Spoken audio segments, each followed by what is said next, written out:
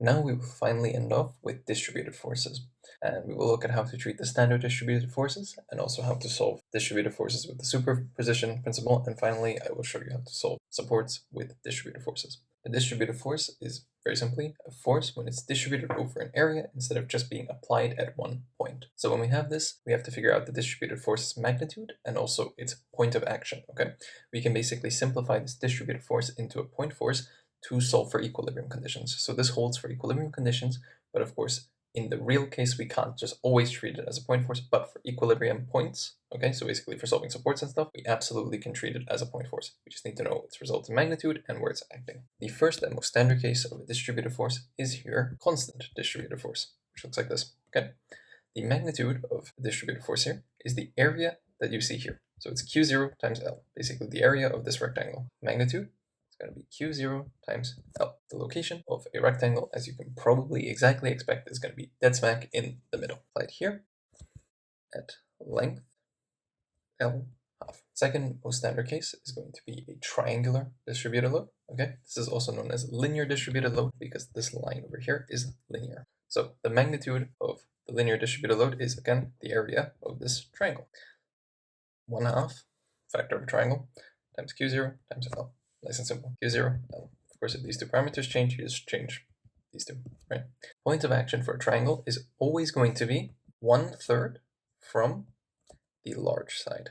So this is the large side of the triangle, so the point force will always be applied the 1/3 position from this side. That would be somewhere here, magnitude 1/2 Q0, and this part has to be 1/3 of L, which means that this part here is going to be 2/3 of L. So in this case, it is 2/3 of L, because we measure from here. And now we look at a square plus a triangle, or a trapezoid. Okay, a trapezoid is a very common, simple-ish, but also a little bit challenging way that the exam could try to trick you. For a trapezoid, what we can do is just add up a square and a triangle. Okay, that's all it is in all of physics, or most of mechanics, I should say. You can use the superposition principle, because essentially two different loads applied together is the same as applying them separate, okay? The sum of these two separate solutions is the same as if the solutions were together. So you can just superposition them together. This means that the magnitude is just going to be the sum of the area of my rectangle plus the area of the triangle. So the magnitude is Q0 times L, right? Because Q0, L, times the area of the triangle, which is 1/2 Q0, L, which gets me 3/2 Q0 times L. The location I will define as A here is going to be somewhere here. I will quickly write this down first. And I said this magnitude is A, right?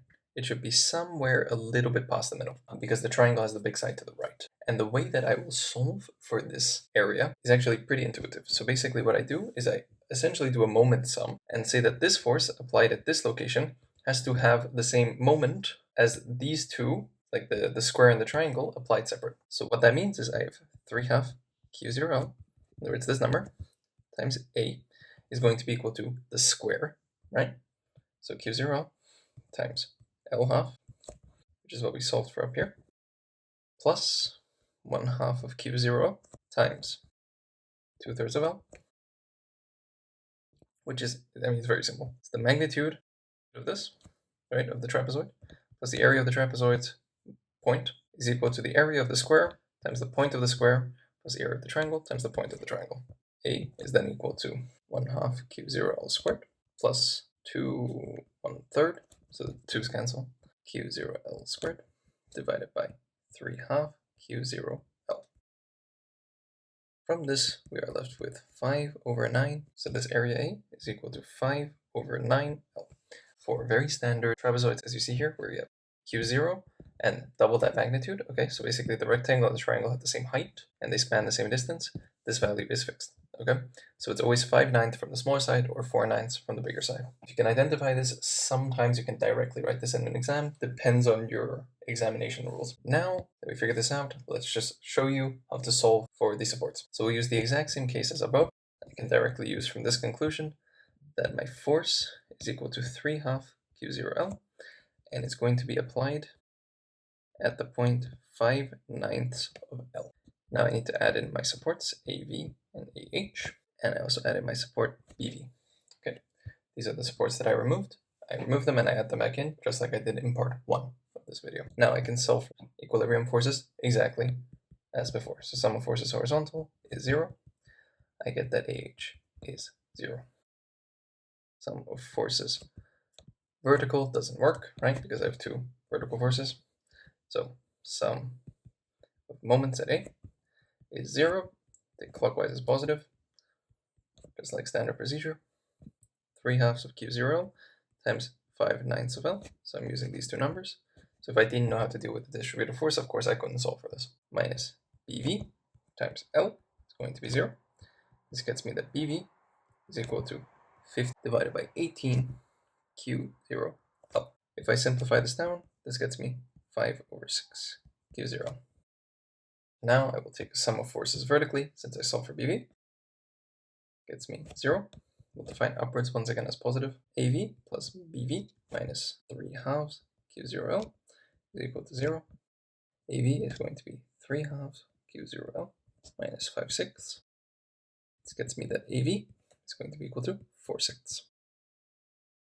If you're ever doing a statics question and you're not sure if you solved this correctly, what's a very simple thing you can do is now try to check for a sum of moments at some point. So for example, I'll check a sum of moments at point B, or I could check a sum of moments at this point. If I take some moments there and the moment doesn't go to 0 when I sub in these values, then I have to have made a mistake, okay? Another thing you could do if you have time in your exam, so if you have a relatively slower exam, you could also not take a sum of vertical forces here, but instead take a sum of moments at B. And when you take a sum of moments at B, you solve for AV. From there, you can see if the vertical forces cancel. It's basically doing the same thing, but it's a more direct way you can see it, because if I solve for BV and I go to this number, and with the sum of moments I solved that AV is equal to this, I can directly see that these two numbers add up to 9/6, right? That tells me that at least my vertical forces have to balance. So most likely my answer is correct. One last point that I want to make is that if you have a bar and the force does not point into the bar, so for example, if I have this case here, so my force is pointing vertically downwards, but my bar is in this direction, I cannot get the magnitude of this distributed force as this area, okay? This does not work, but I will not introduce this yet. Instead, I will leave this for lecture 5 when we're looking at internal force diagrams, because this concept has to be explained a bit further. So you need a bit more mechanics knowledge that you will learn through the next couple lectures in order to get a much better understanding as to why you can't just get the area underneath here. Before you go, if you want the full uncut version of every lecture right away, they're on my website with the link in the description. The lectures cover all the topics on screen right now. If you found this video useful, please like and subscribe to help the video reach more people trying to learn mechanics. If you want, you can also buy me a coffee on my Patreon with the link in the description of this video. Everything I produce here is done completely from scratch, so these videos take a really long time to make. Thank you.